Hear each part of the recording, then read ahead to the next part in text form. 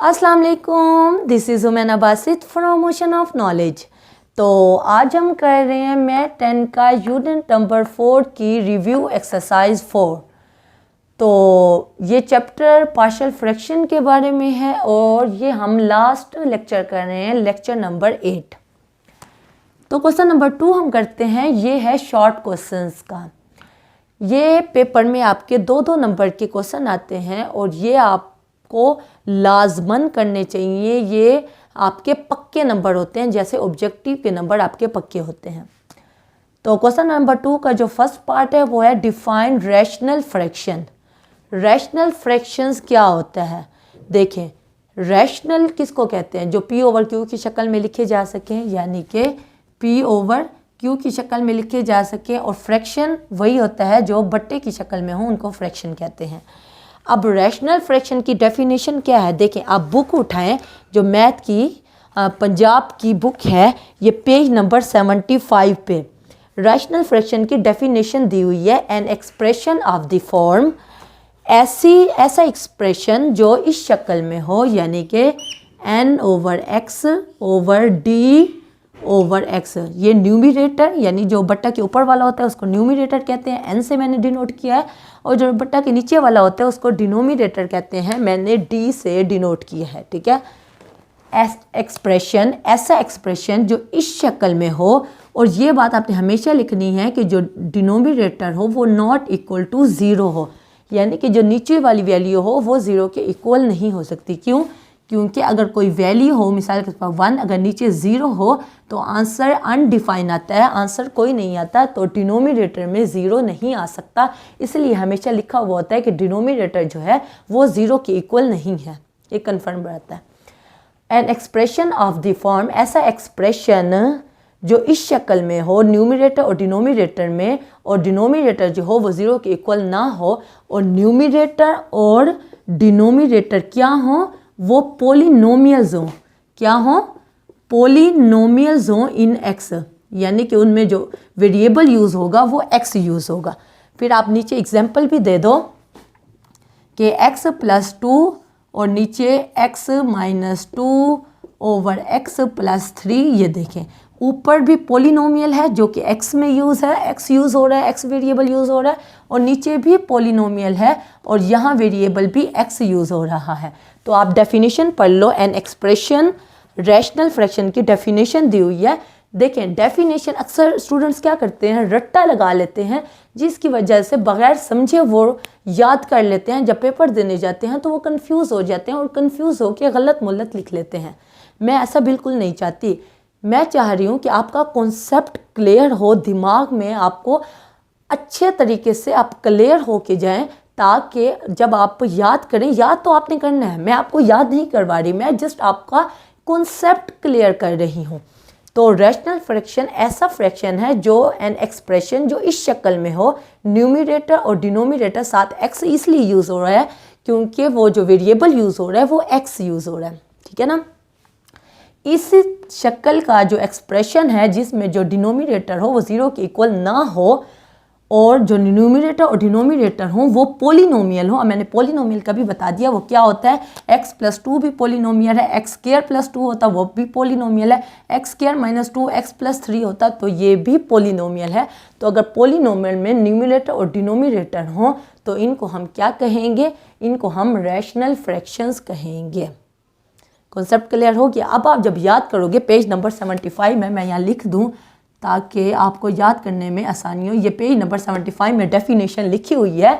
आपने rational fraction की definition को याद करना है। मैंने आपका कॉन्सेप्ट क्लियर करने की पूरी कोशिश की है ताकि आप जब याद करो तो आपको अच्छे तरीके से याद हो।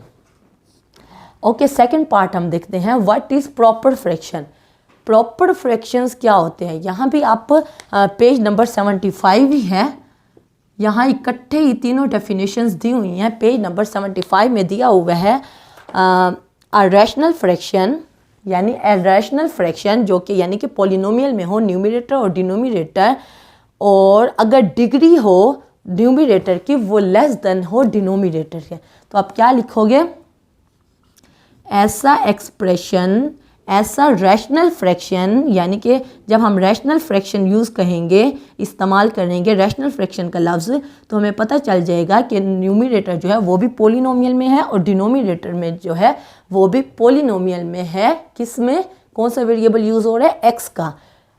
तो अगर न्यूमरेटर की जो डिग्री है, जो न्यूमरेटर की डिग्री है वो लेस देन है, वो लेस देन है किससे, डिनोमिनेटर की डिग्री से, तो फिर ऐसी सूरत में हमारे पास जो रैशनल फ्रैक्शन होगा वो प्रॉपर फ्रैक्शन होगा। आपको पता है, आपने पूरा चैप्टर किया है पार्शियल फ्रैक्शन का। हम पार्शियल फ्रैक्शन में तभी रिजॉल्व कर सकते होते हैं जब हमारे पास न्यूमरेटर जो है ऊपर, उसमें जो पावर होती है, जो डिग्री होती है वो कम हो डिनोमिनेटर की डिग्री से। डिनोमिनेटर में जो वेरिएबल यूज़ हो रहा है एक्स, उसकी डिग्री से कम हो। इसकी मिसाल ऐसे है, ये पेन भी ख़त्म हो गया, एक सेकेंड। इसकी मिसाल ऐसे है कि x square over x cube plus 3, जब इस तरह की शक्ल दी हुई होगी तो तब हम, ये हमारा प्रॉपर फ्रैक्शन है, क्योंकि जो न्यूमरेटर है ऊपर वाला, इसकी डिग्री 2 है और जो डिनोमिनेटर है इसकी डिग्री 3 है। अगर न्यूमरेटर की डिग्री लेस देन हो डिनोमिनेटर की डिग्री से, तब हम उस फ्रैक्शन को प्रॉपर फ्रैक्शन कहेंगे और प्रॉपर फ्रैक्शन का ही हम पार्शियल फ्रैक्शन में रिजॉल्व कर सकते हैं। ठीक है। अब थर्ड जो पार्ट है वो है इम्प्रॉपर फ्रैक्शन। ये भी पेज नंबर 75 में लिखा हुआ है। पेज नंबर 75 में तीनों आपकी इकट्ठी डेफिनेशंस लिखी हुई हैं। ये डेफिनेशंस आपने खुद याद करनी है, मैं जस्ट आपको बता रही हूँ ताकि आपका कॉन्सेप्ट जब क्लियर होगा तो डेफिनेशन आपको अच्छे तरीके से याद होंगे। इम्प्रॉपर फ्रैक्शन क्या होगा, वो बिल्कुल इसका उल्टा होगा प्रॉपर फ्रैक्शन का।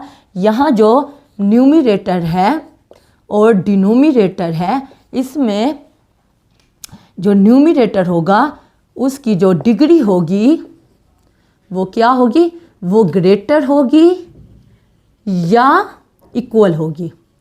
यानी यहाँ लेस की बात हो रही थी प्रॉपर फ्रैक्शन में, न्यूमरेटर की डिग्री लेस होगी, लेकिन अगर डिनोमिनेटर की डिग्री बराबर होगी या ग्रेटर होगी या बराबर होगी डिनोमिनेटर की डिग्री से, तो तब हमारे पास इम्प्रॉपर फ्रैक्शन होगा। बात समझ आ गई है। इसकी मिसाल ऐसे है, x cube over x square plus 1 या एक्स स्क्वायर माइनस 1। यहाँ जो है न्यूमरेटर की डिग्री वो ग्रेटर है, यहाँ 3 है और यहाँ 2 है, और यहाँ न्यूमरेटर की डिग्री 2 है और यहाँ डिनोमिनेटर की डिग्री भी 2 है। तो यहाँ इक्वल है, यहाँ न्यूमरेटर और डिनोमिनेटर की डिग्री इक्वल है और यहाँ न्यूमरेटर की डिग्री ग्रेटर है डिनोमिनेटर की डिग्री से। तो ऐसे फ्रैक्शन को हम क्या कहेंगे, ऐसे फ्रैक्शन को हम इम्प्रॉपर फ्रैक्शन कहेंगे। और इम्प्रॉपर फ्रैक्शन को हम पार्शियल फ्रैक्शंस में रिजॉल्व नहीं कर सकते, उसके लिए हमें डिवाइड करके न्यूमरेटर की डिग्री को कम करना पड़ता है। जब हम डिवाइड करते हैं तो जब हम लिखते हैं तो न्यूमरेटर की डिग्री कम हो जाती है डिनोमिनेटर की डिग्री से, तब हम उसे पार्शियल फ्रैक्शन में रिजॉल्व कर सकते हैं। ठीक है। उसके बाद फोर्थ पार्ट है पार्शियल फ्रैक्शन। पार्शियल फ्रैक्शन क्या होता है, देखें, पार्शियल अलग अलग को कहते हैं। हमारे पास 1 ओवर एक्स माइनस 2 इस तरह के फ्रैक्शंस अगर दिए हुए हों तो ये अलग अलग है, लेकिन अगर हम इनको इकट्ठा करके लिखें, इनका हम एलसीएम लेते हैं, एक्स माइनस 2 और यहाँ एक्स माइनस 2 आ जाएगा, और यहाँ अगर प्लस करेंगे तो अगर इन दोनों के बीच में प्लस करेंगे तो यहाँ हमारे पास x आ जाएगा, और ये 2x minus 2 x into x minus 2। समझ आ गई। अब ये जो है, ये इसको सोल्व करके हमने सिंगल फ्रैक्शन में लिख दिया। ये हमारे पास सिंगल फ्रैक्शन है, लेकिन यहाँ हमारे पास सेट ऑफ फ्रैक्शंस हैं, ये पार्शियल फ्रैक्शन है, ये अलग अलग फ्रैक्शंस हैं। तो इस क्वेश्चन में हमारे पास सिंगल फ्रैक्शंस दिया हुआ होता है और हमने इसको सॉल्व करके पार्शियल फ्रैक्शंस में कन्वर्ट करना होता है। तो इस सारे मेथड को कहते हैं पार्शियल फ्रैक्शंस। बात समझ आ गई। इसकी डेफिनेशन दी हुई है, एक सेकेंड में आपको बताती हूँ। इसकी डेफिनेशन पेज नंबर 76 पे दी हुई है। Resolution of fraction into partial fraction. Page number 76 पे इसकी बाकायदा डेफिनेशन दी हुई है कि पार्शियल फ्रैक्शन क्या होता है। मैंने आपको बता दिया है कि जब हमारे पास एक सिंगल फ्रैक्शन दिया हुआ हो, उसको हमने पार्शियल फ्रैक्शन में कन्वर्ट करना हो, तो इस मेथड को कहते हैं, जो रिजल्टेंट फ्रैक्शन होता है वो हमारे पार्शियल फ्रैक्शंस होते हैं। ठीक है, वरना क्या होता है, हमारे पास अलग अलग पार्शियल फ्रैक्शंस होते हैं और इनका हम एलसीएम लेके सिंगल फ्रैक्शन में कर देते हैं। लेकिन ये जो पार्शियल फ्रैक्शन का चैप्टर है, चैप्टर नंबर 4, इस पूरे चैप्टर में हमारे पास सिंगल फ्रैक्शन दिया हुआ होता है और हम इस सिंगल फ्रैक्शन को सॉल्व करके एक पूरे मेथड के ज़रिए पार्शियल फ्रैक्शन में कन्वर्ट करते हैं। ठीक है ना।